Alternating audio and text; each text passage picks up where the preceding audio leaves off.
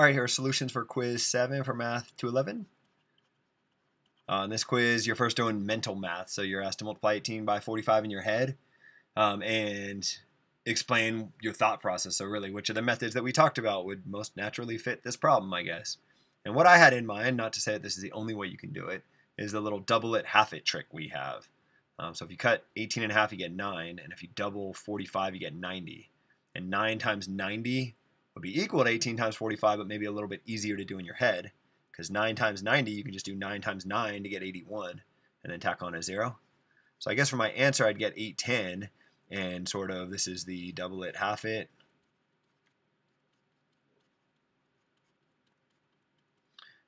So that sort of changes this into 9 times 90, something like that. What about this problem? Well, asking someone to do 22 times 37 in their head is a lot, and then to later do 22 times 33 in their head and then subtract those two numbers, that's damn near impossible. However, we did a problem much like this where it's kind of the distributive property that really I could sort of factor out a 22 from each of these terms, and what I'd have left behind would be 37 minus 33. And 37 minus 33, that's easier to do in your head, that's just 4. And 4 times 22 is manageable to do in your head. That's just 88.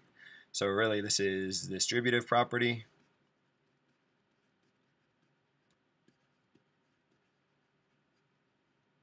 And so what you're doing here is you're changing this problem into 22 times 37 minus 33, which maybe you figure out is 22 times 4.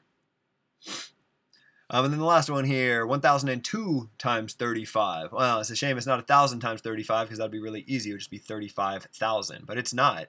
It's 2 more of these 35s. It's not just 1,000 groups of 35. It's 2 more than that. So the 1,000 groups of 35 give me 35,000. But then the two 35s give me 70. So what I end up with total is 35,070. Maybe 2 more 35s than 1,000. So really what you're doing, so 35,000 plus 70, this being the 2 times 35. Hopefully that's enough. This is what I came up with. That's the method that I used. Not to say that you have to do it that way, but I think that would probably be the easiest. All right, now you're asked to actually do some operations. You're using our written algorithm, so you're asked to subtract these two numbers, but you're using the 9's complement method. So the idea here is you keep the first number the same, and then you change this to an addition problem, and instead of subtracting 181, you're going to add the 9's complement of that number. So the number that you need to add to 1 to make it a 9 ends up being an 8. The number you need to add to 8 to make it a 9 is a 1. The number you have to add to 1 to make it a 9 is an 8. So what I'm going to do, instead of subtracting these numbers, I'm going to add these numbers. And you're going to get a very different answer, but that's okay. 8 plus 5 is 13. So I carry the 1. 1 and 1 gives me 2. 4 and 8 gives me 12. So I get 1,223, which is not my answer. However, if I take this leading 1 and I add it to the 3 in the 1's place, what I would get is the number 224, which does end up being the right answer up here. What about multiplication using the lattice method? Well, the idea here is to take one of your numbers and to kind of write it horizontally, and then to take your other number and write it vertically, sort of creating this lattice or grid.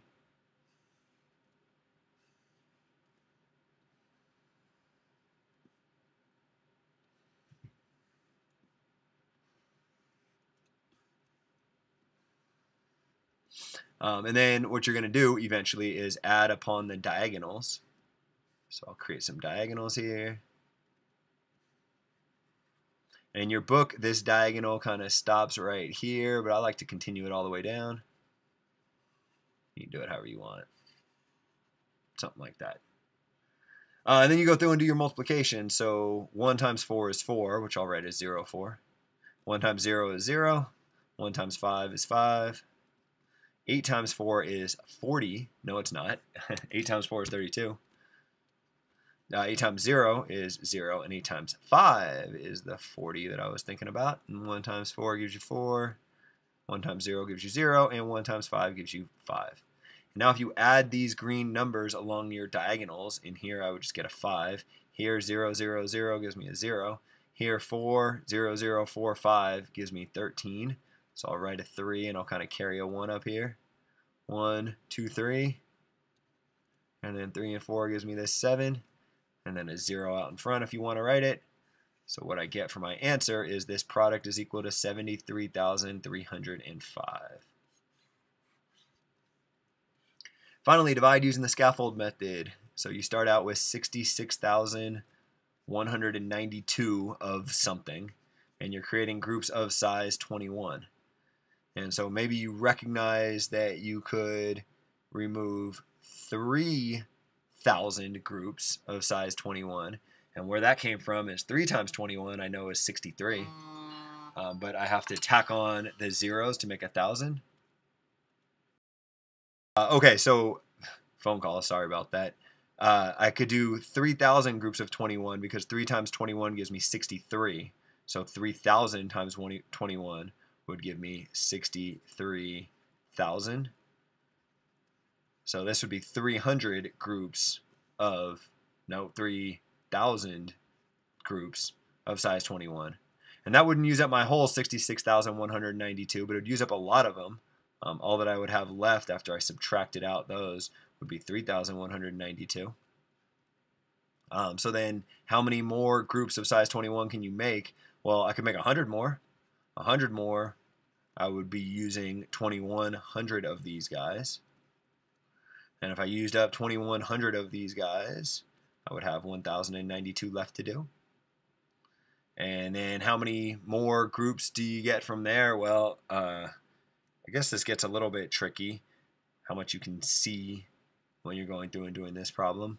But let's say, I don't know, maybe you can tell for sure that you could do 4D groups of size 21.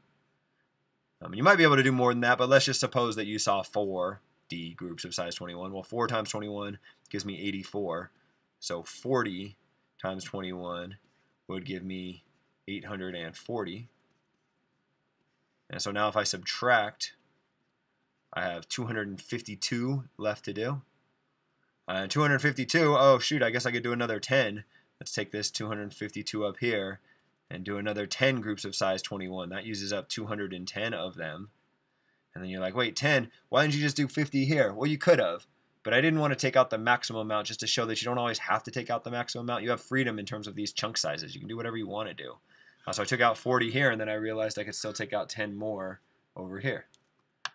So 10 more groups of size 21 would be 210. That would leave me with 42 left to do. And to get my last 42, that's just 2 groups. So if I sum up all of these numbers and these numbers,